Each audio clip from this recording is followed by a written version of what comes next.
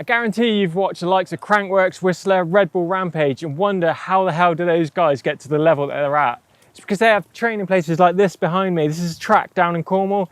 It's got things like a foam pit, a resi-ramp, mulch jump, step-ups, jumps of all sizes. It's the perfect way to learning how to progress on your bike. I've pioneered a few tricks on the e-bikes and I'm going to show you today the steps we take in learning them safely, and the end goal is going to be the trick that I visualized at the start.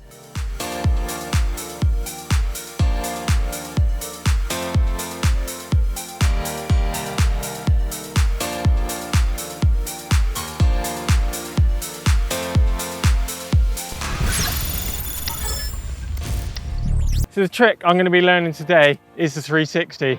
I have done it before and I've done it multiple times on a hardtail, so I know that rotation is going to work fine. Thing is, with an e-bike, it's obviously way heavier, probably 3 times as heavy as a dirt jump hardtail. You've got a big long wheelbase on that bike, and my suspension is actually really soft on my bike, so it's going to be bottoming out, which in turn could lead to that back wheel clipping the takeoff, slowing the rotation down, and me not spinning the whole 360. I'll probably spin like 270 and crash. So this is the foam pit. This is where most athletes take all their tricks and not 100% confident in doing too. It's basically a big hole filled with foam, which of course absorbs all that shock. If you get things wrong, you're landing upside down, going over the handlebars, things like that, you're not really gonna get hurt unless things go drastically wrong and you land totally upside down on your head. They're a pretty safe place to be. Although sometimes on rotational tricks, you get the bike come to an abrupt halt, firing you over the handlebars. There's always that danger of landing on your bike. So if you are riding a foam pit, my best advice is to hold on to that bike, especially with the e-bike. It's a really heavy bike. And as you notice, when I hit that foam, I literally disappeared under, let alone the workout trying to get that thing out of the pit itself.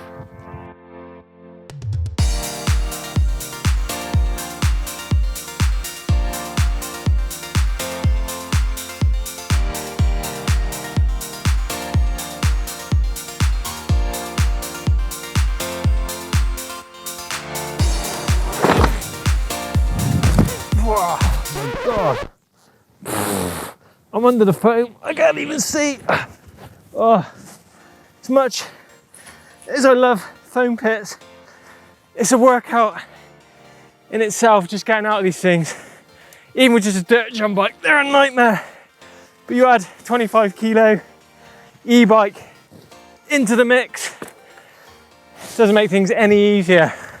I think I got that dialed. It's time to hit the resi-ramp.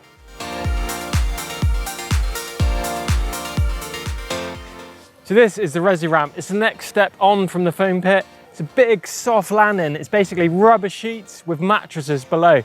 Why this is good is obviously if you crash on this, it takes that shock away, but also allows you to slide and take away some of that energy if you were to, if you just crash on dirt. This is going to be a lot safer. So yeah, a good way of learning those techniques and landing them safely.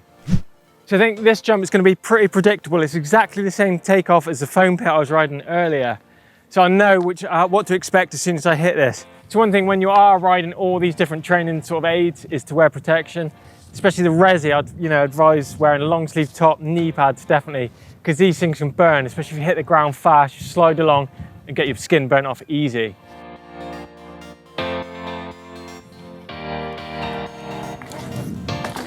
Whoa, pretty pleased with that. That's the one done on resi. I was actually a bit more nervous about that because these two takeoffs on the foam pit and the resi ramp are actually really steep.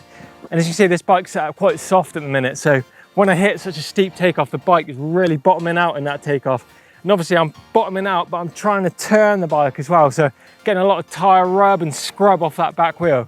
So, the key to that is actually trying to slow my rotation down. I'm not carving as much and wait until I'm up in the air to start doing that spin.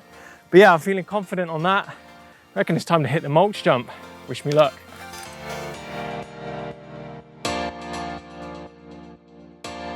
So this behind me is the mulch jump. The mulch jump is the same as a step-up jump. Basically, it's a big soft landing. It's mixed up with wood chip, and this one even has recycled rubber in it to make it super springy and take that impact away when you crash. Good thing about these is it's exactly like a dirt jump. If you can land it on this, you can take it to the dirt.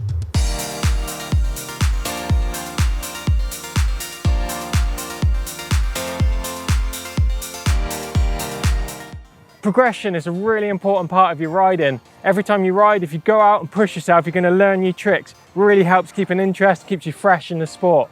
Now, as you can see today, I've learned the 360, but I know I can no-hander. So what I'm going to do is link those two tricks together and do a suicide no-handed 360. If I can land this, I'm going to be so pleased. Probably going to be an e-bike world first. So let's have a go in the foam pit.